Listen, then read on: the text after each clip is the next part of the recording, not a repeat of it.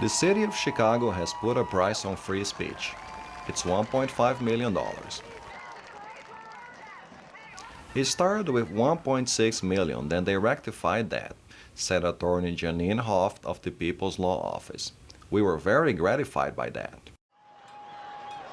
Hoft is part of the legal team representing hundreds of people arrested when the Chicago police decided to shut down a mass protest the night after the Bush administration declared war on Iraq.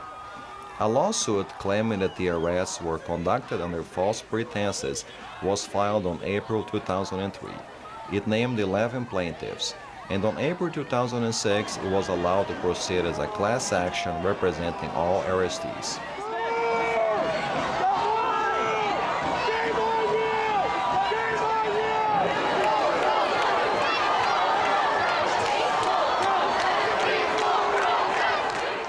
By that point, the city had thrown out charges wholesale, but it responded to the class action certification with a countersuit, seeking to have protesters pay for the alleged costs of regular and overtime police work on the night of the mass arrest. Yeah, folks, please leave the area. Don't subject yourselves to arrest. Hands out, I want to see it. Earlier this year, a federal judge ruled that the city couldn't countersue all class members. The city then filed an amended counterclaim targeting the 11 plaintiffs named in the class action, including a legal observer and 2 people who didn't participate in the march.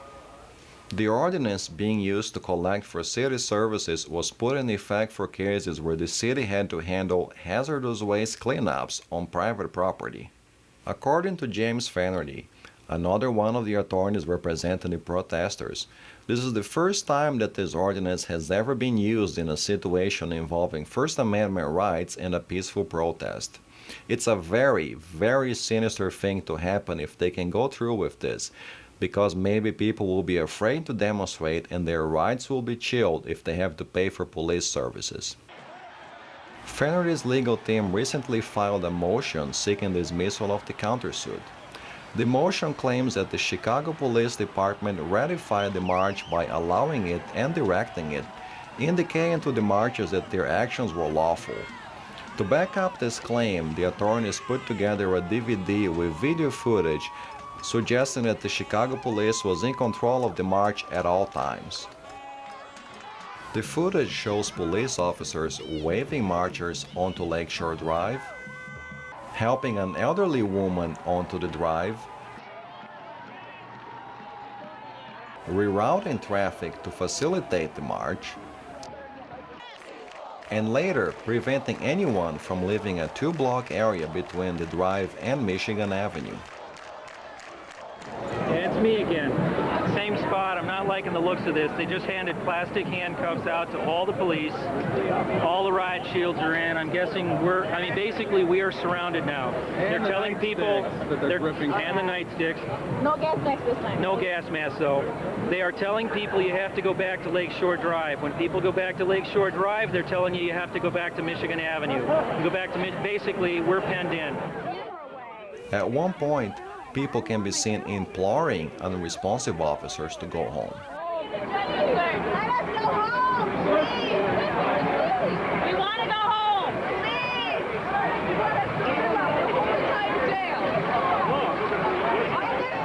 please. Much of the footage was previously seen on news broadcasts and on the independent documentary Where We Stood, but there was also newly revealed footage from a police cameraman. The footage was filmed after the mass arrest, and it shows police officers requiring people who weren't arrested to drop their protest signs before being allowed to disperse in small groups.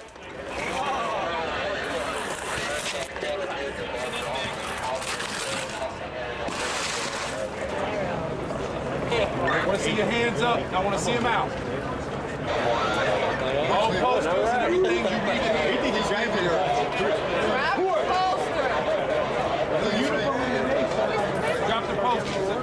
Stay here.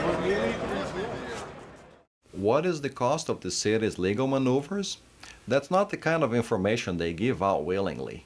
A Freedom of Information Act request from 2006 showed that the city had spent about $2 million in litigation related to the mass arrests at that point. So, the cost of suppressing free speech on March 20, 2003 is at least $3.5 million and may be much higher.